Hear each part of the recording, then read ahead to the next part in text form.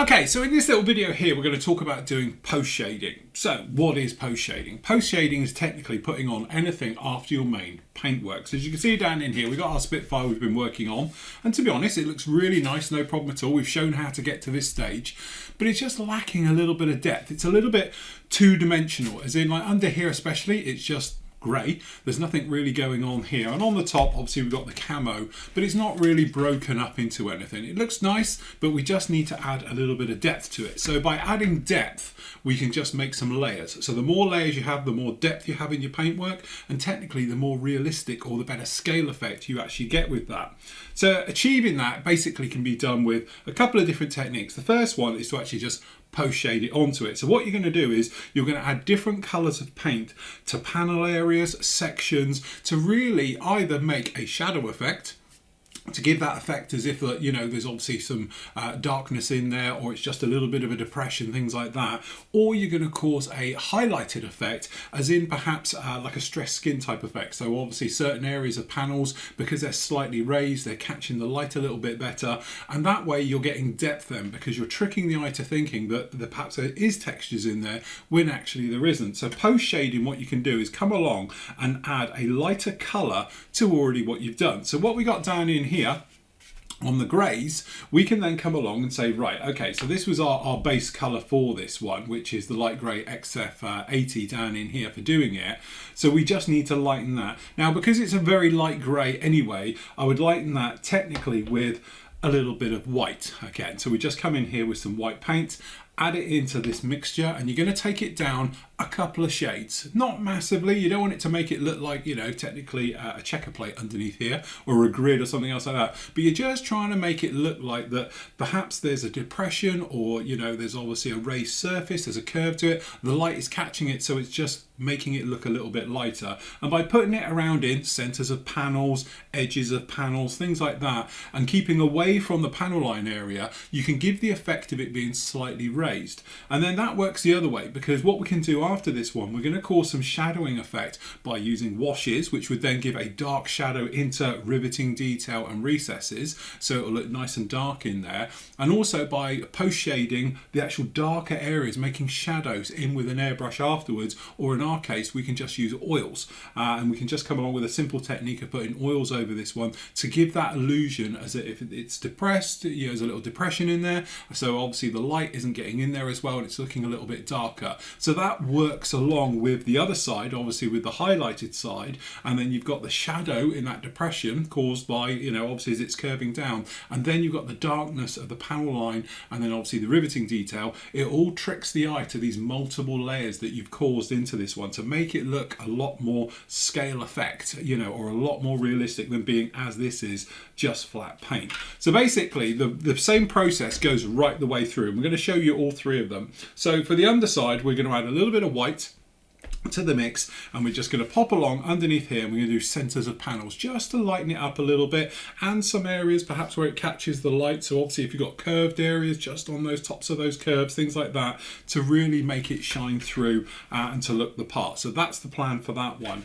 Then what we're going to do is something a little bit similar onto the dark grey down in here. So technically we got the greys, and we got all the different versions perhaps you would have used for doing it. And then to do this though, if you was to add white into this like we would do with that very light grey, what's going to happen is it's going to bleach out the colour. So no longer do you get a grey look, it's going to just be a very lightened grey version. So what we're actually going to do is add something like this is deck tan, but any type of little bit of buff colour into greys and browns and things like that. It just shifts it down a couple of notches without bleaching out that colour too much. So it just gives the impression it's a lighter shade of the grey, just like that.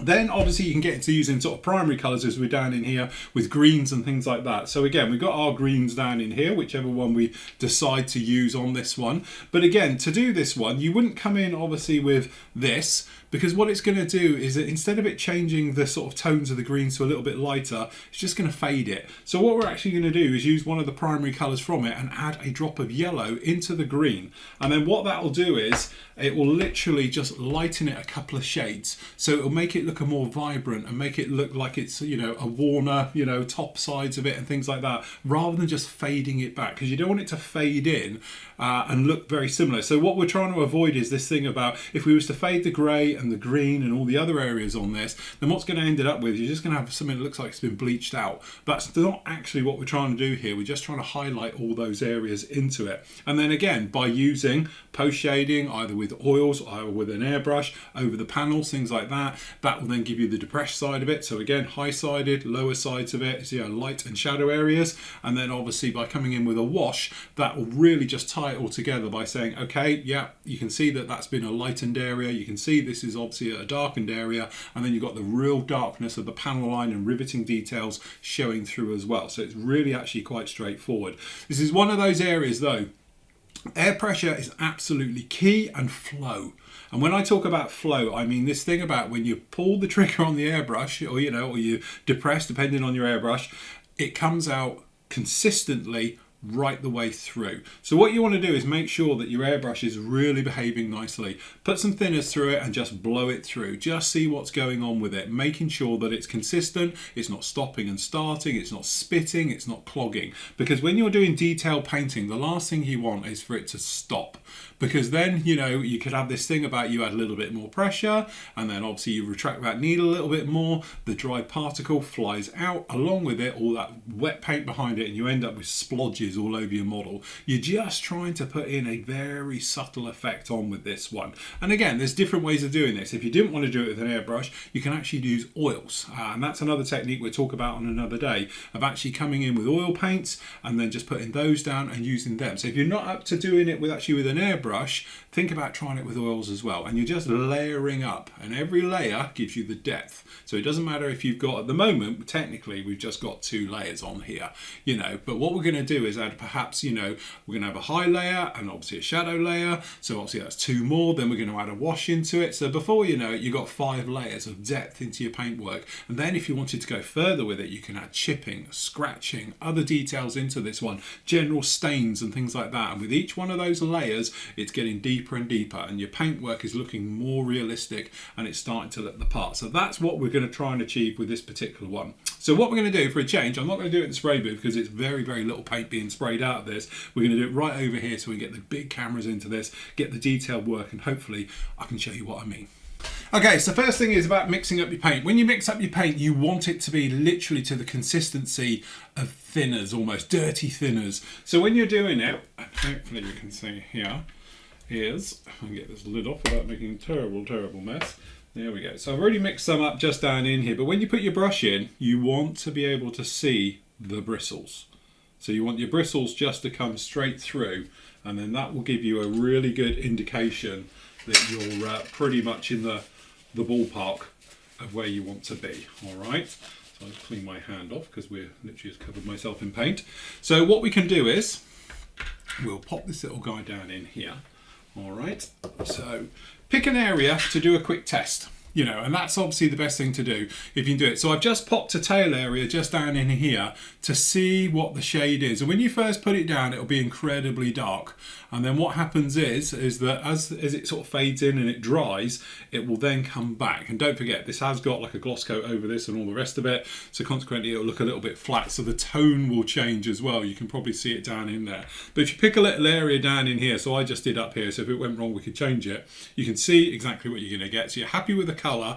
And also I've checked the actual airbrush, and that's working really, really well as well. So what we're going to do is we're going to grab a little wing here. All right, we're just going to check our flow. Now, if your airbrush has got a lock on it, what I suggest is you push that all the way forward as well. Your air pressure, you want to be about medium. You might be thinking low air pressure, but you want it to diffuse and to make it very much an effect. So you don't want a hard edge to it anywhere. So again, by using thin paint, high air pressure, it will take quite a lot to actually cover it. But if you lock your trigger all the way forward, so it's hardly got any pull on it, it stops you over pulling the trigger. So that's a nice little tip for you. So what we'll do is we're going to come in here, and to start with, just to feel for it, we'll get going on the bigger areas. So we've got some very large panels here, and we're just literally going to come in and we're going to pop in some little panels and wiggles, you can see. And to start with, it always looks a little bit strong, but we're just making in a little highlighty type areas. So we're just going to come in. And then obviously we've got some panels here, so we're just going to try and pick out these panels. So little access areas, anything else like that, always gets a dollop. And we're just going into the insides of these areas, and every now and again just blow out your airbrush to make sure you're fine and you're happy. All right, so you can see how it starts to fade back, and we're just going to work across this wing. There again, and you don't have to be too neat. Don't think this is a thing for being, you know, perfect. And you can leave, like I'm doing now, just leave the airbrush going and just move it into other areas. And again, just down in here we've got some nice details.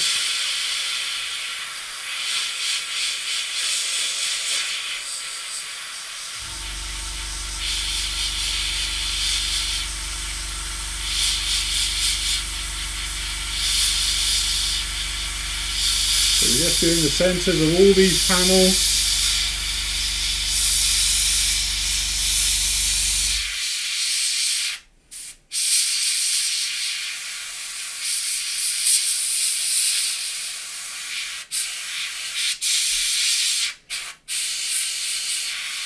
Obviously we're going to avoid the decals, so we'll just go round those a little bit.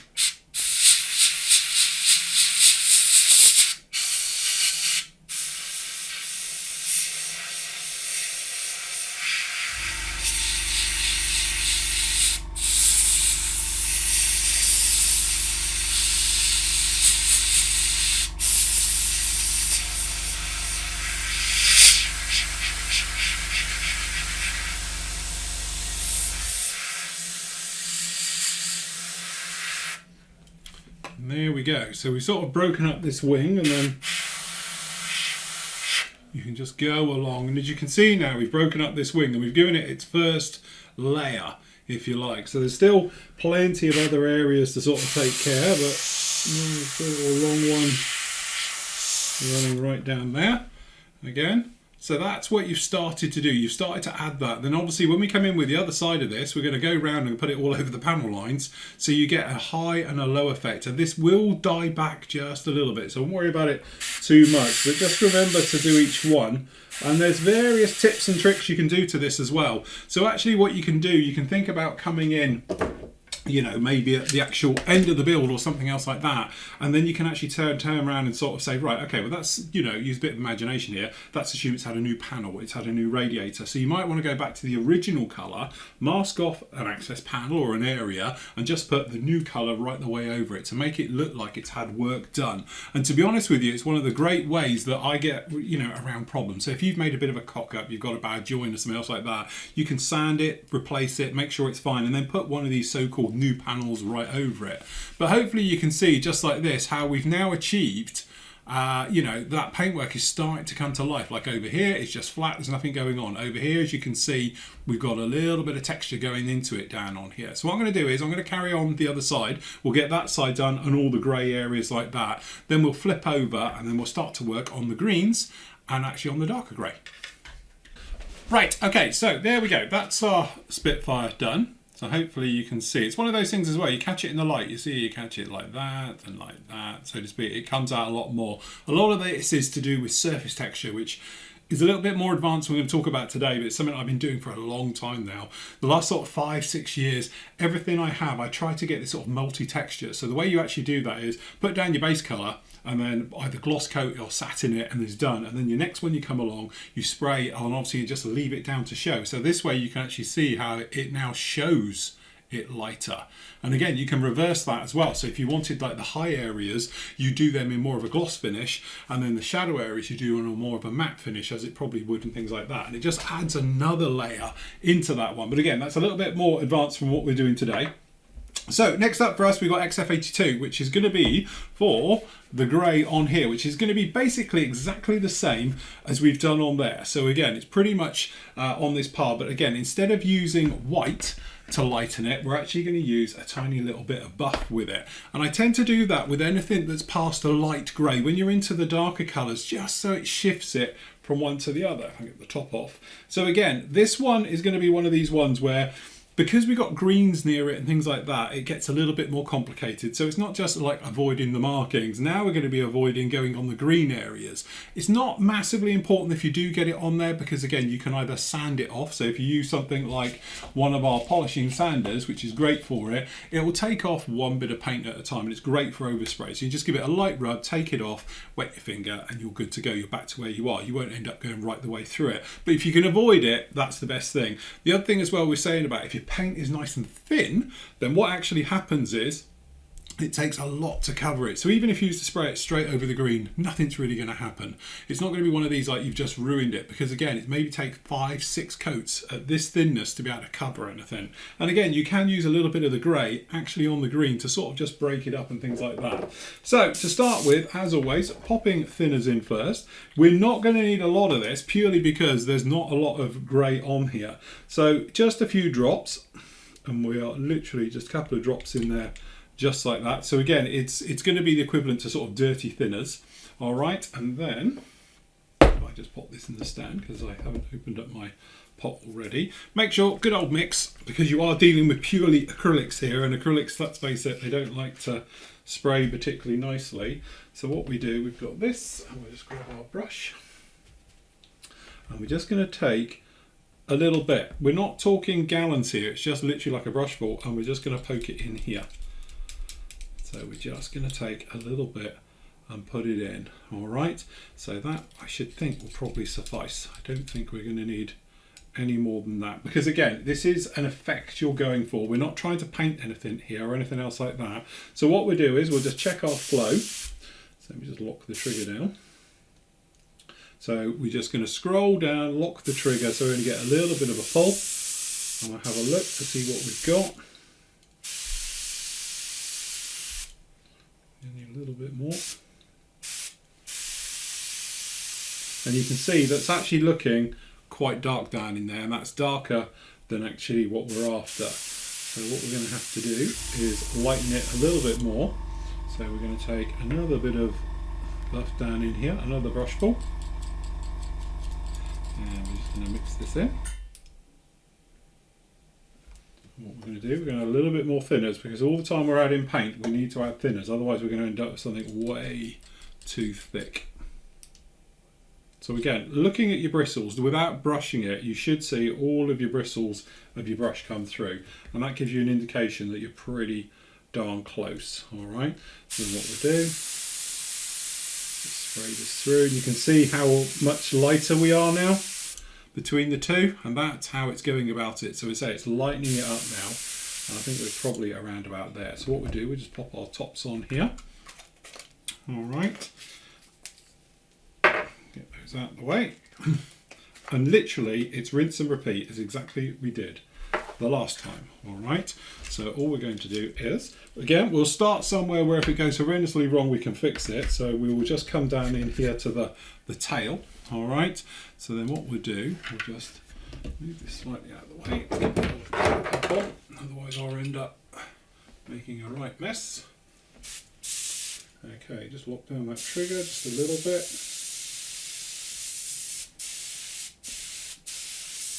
Just going to knock down the air pressure a little bit as well, it's running away a bit. Okay, so we're over here, and then again we're just going to hop in.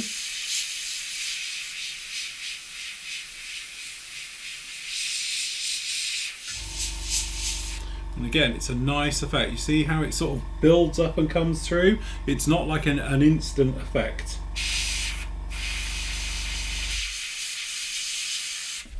So what I'm going to do is just going to open up the taps on this a bit more, air pressure wise, and a little bit on the pull, just to give me a little bit more control. All right. And then we'll go over here as well, hopefully you guys can see.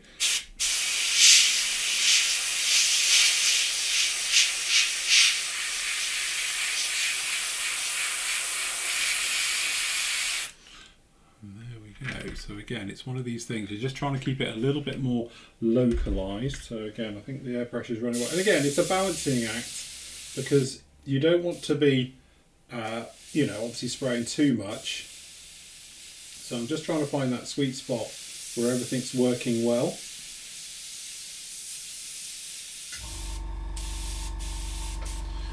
Okay, let's try there. All right, so what we're going to do is, same as we've done with all the other times, we're just going to pick a panel.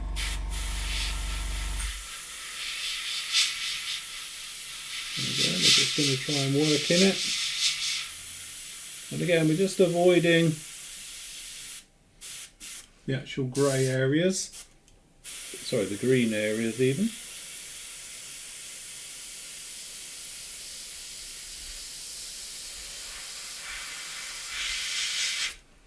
So again, hopefully you can see that sort of coming to life. And again, if you do whip over a little bit onto the actual green, honestly, I wouldn't worry about it. This is one of these areas where if I just pick one here, this big green panel here, you know, you can come in and we'll go. And then in a minute, I'll show you, we'll rub that out and you can see exactly how well it works. So again, I'm just going to pop down in here.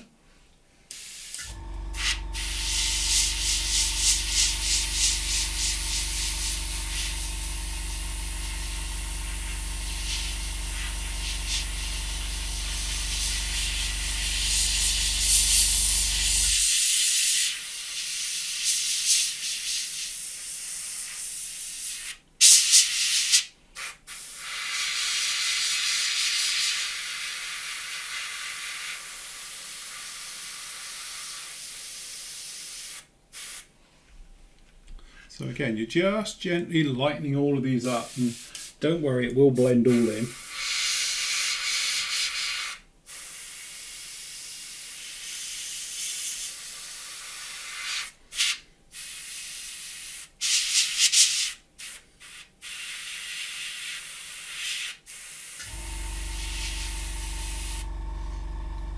That is literally what we're going to do.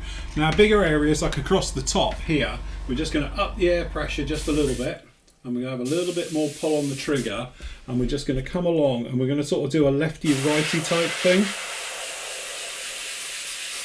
Just going to pop it like this across, and then what this does, it just sort of pulls it to one side. Again, we've got some areas perhaps in the middle we don't want to do, and again the edges, because we've got this edge running down in here at the nose, so what we're going to do is just trying to highlight that. And again, we can do some panels down in here, and again all these ones, and then literally it's just a case of running around absolutely everywhere. And if you have got areas where there's a little bit of overspray like we got just down in here, we can actually just cut in.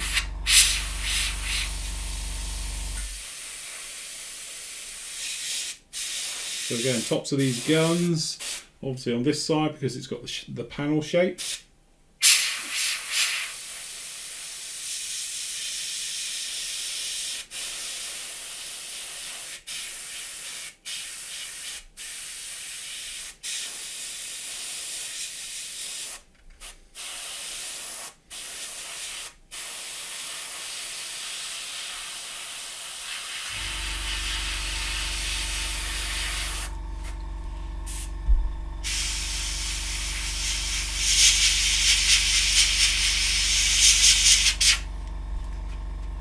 Again, hopefully you can see exactly what we're trying to achieve here. So we're just going to flip this round in here, and we're just going to do the fronts of these.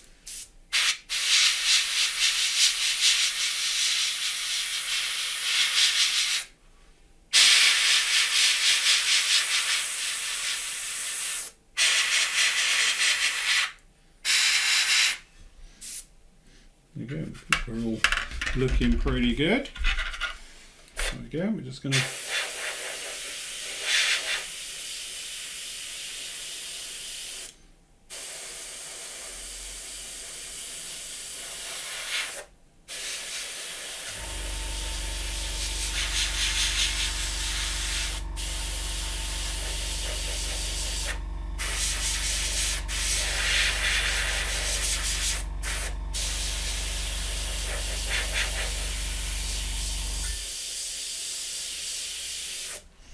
and we're just literally just popping in and breaking it up.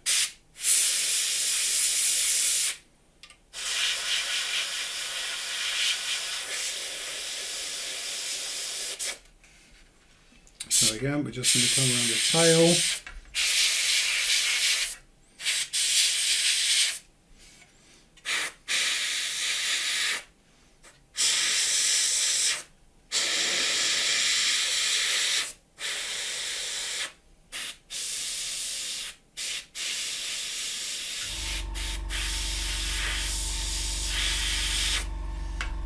To really just ramp this up.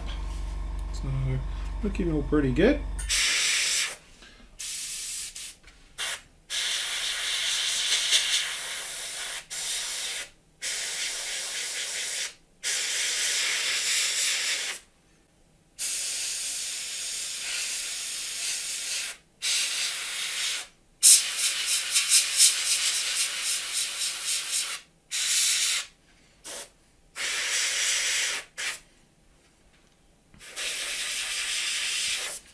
And there we go.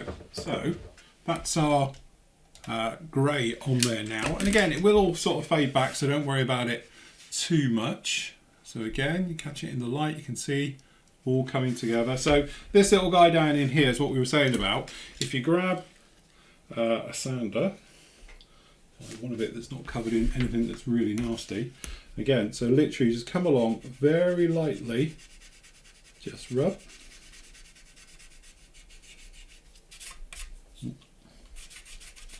And you can take it out just like that. So again, so if we just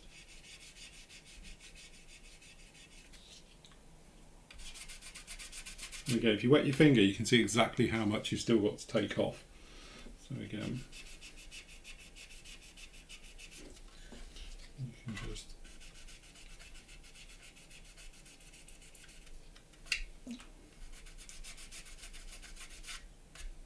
take it off.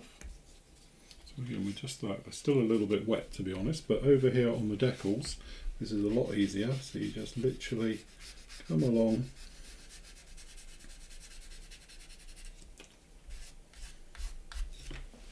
A clean cloth might help.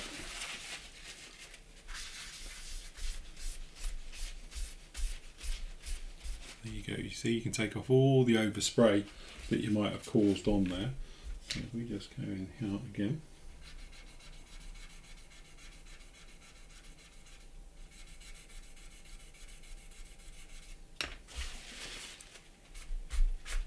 There you go, pretty much all off. And again, what we'll do, we'll pop along with the green in a minute, and we'll just pop that in there, and that'll take care of that. So what we're going to do next is clean out the airbrush, get that sorted. We'll get then the green into it, exactly the same for the green, and then we can get on with some post shading. Okay, so now the next one, which is the green. So this is where we're going to be using a drop of yellow with this one, just to lighten it all up. Exactly the same principle right the way through. So down in here, we will obviously thinners in first. Always put your thinners first. Again, we're not going to need tons of it. Now we've got the green. So the green can go in, and then obviously a tiny bit of yellow. Grab a brush. So again, we're just going to take a bit of yellow. We're not going to need much. Yellow is actually really, really strong. But by using one of the primary colours, it doesn't fade the green out. It keeps it in there. Now that, to be honest, is very strong. That's the trouble with using Hataka paints. They are the gift that keeps giving. You need a ton of thinners into them. So we've got way too much more than we need here, but hey ho, we can have a bit of fun with it. So this will give us now a nice couple of shades less than what it was before. So we'll pop those lids on there. And then obviously we'll just pop the lid back on the colour cup. So exactly the same thing as we've done before. So we will check our flow. So high air pressure, get it all going in and throwing, then obviously we'll knock this right back. And again, don't ask me what air pressure I'm at, because honestly, I don't know. That's looking quite nice. So again, we're going to lock the trigger right the way down, and then just a couple of bits back, so I'm maximum pull, and that's literally all the paint I'm getting out. So hardly anything at all. All right. So now we can come along.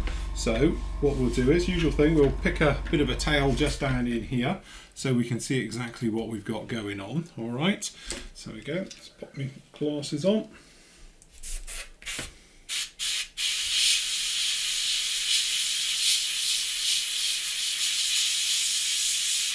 So again, it's a nice sort of faded look. Let me just check our flow a minute on this. We've got a bit of the old stuff just in there as well. That's better. Right, okay, try again.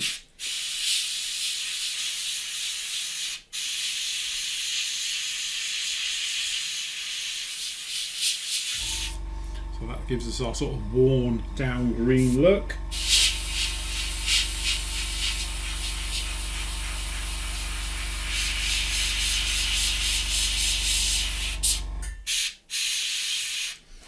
Okay, so then again we can just move over here to the wing.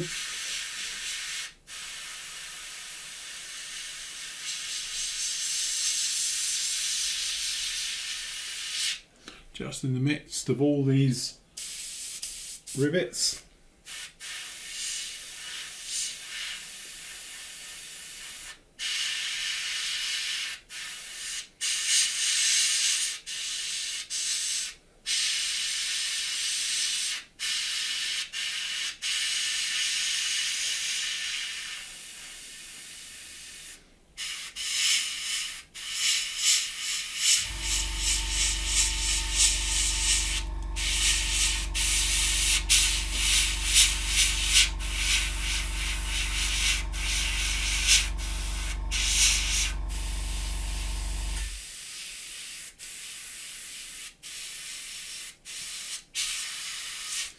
Just in like that. So we're just lightening up and fading in. So just down in here.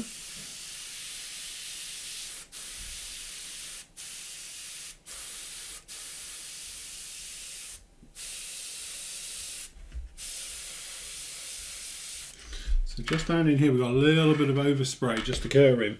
So what we're going to do is we're going to use this to our advantage and just sharpen it up now with here, because again we're going to have chipping probably going down in that type of area anyway.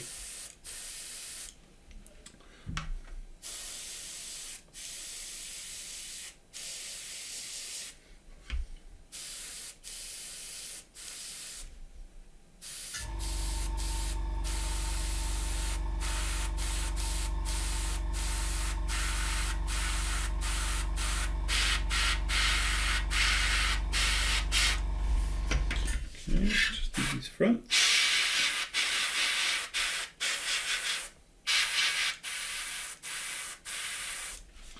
There we go. So now you can sort of see this effect we're getting on with. So again, around the front end here, up on here, be exactly the same. So again, we're just gonna wiggle this around a little bit just to add a little bit of something going on.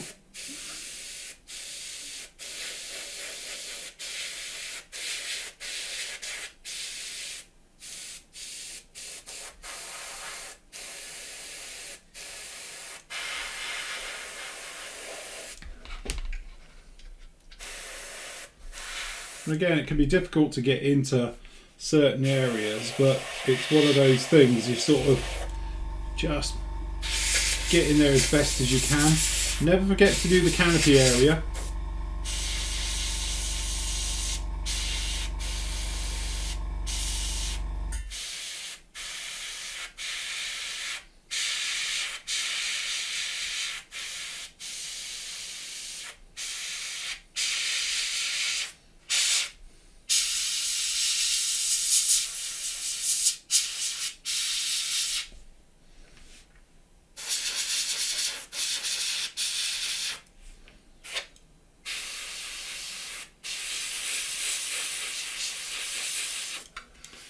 Again, we're just going to work our way right the way round.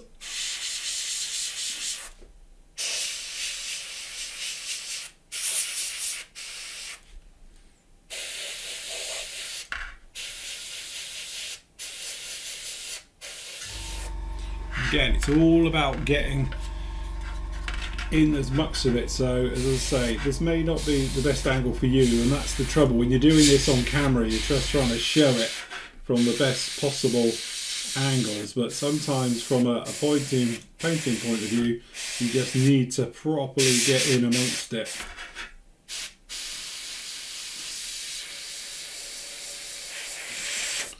Right in there.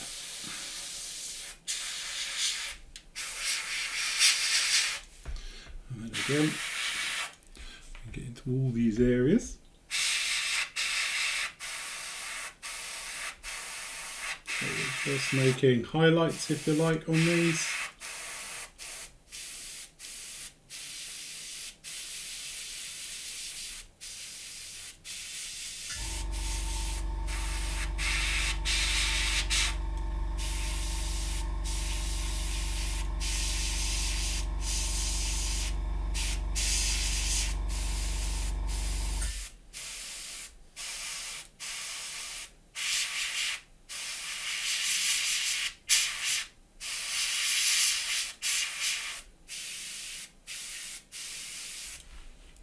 And again, it's just a bit of time. But remember, if you do go over, it's not the end of the world, because honestly, at this stage, no one's going to see it. It's absolutely fine. Because we've got another layer to go yet. And that's obviously being our very nice black layer that's going to go along on top.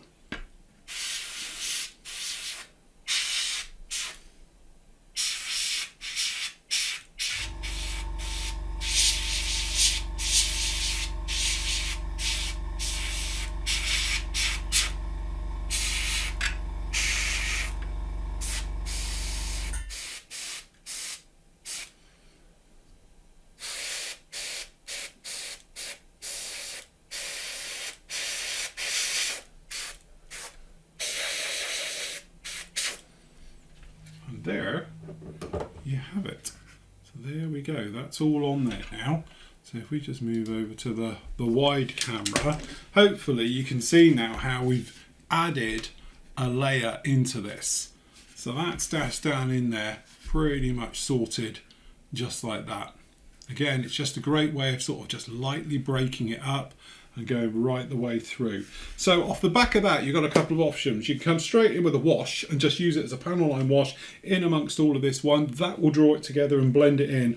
Or you can do some very light post shading into this as well. So with post shading into this version, you can obviously just use blacks. Now, again, you don't want to be using a strong jet black with this. You want to use a very, very dark grey, or, you know, obviously a black with a little bit of grey mixed into it, just to give it a little bit of light, because otherwise it'll be way too strong on this or as well. So that's the thing to it, especially when you're on lighter sides just down underneath here. The other way, of course, of doing it is with a brush, which is a great technique if you're a little bit unsure about obviously putting in post shading. So what we're going to do is we're going to stop with the paint, we're going to come in with a brush, and we're going to show you how to cause post shading into this to really give it some depth. So we can use dry oils as well as we can use wet, as in washes and things like that, to really make it come to life onto it. So that should be quite an interesting one. So if we use oils, what we're going to do next is to stick a clay wash right the way over this one, so then that way the oils can interact with the clay and they can all blend together.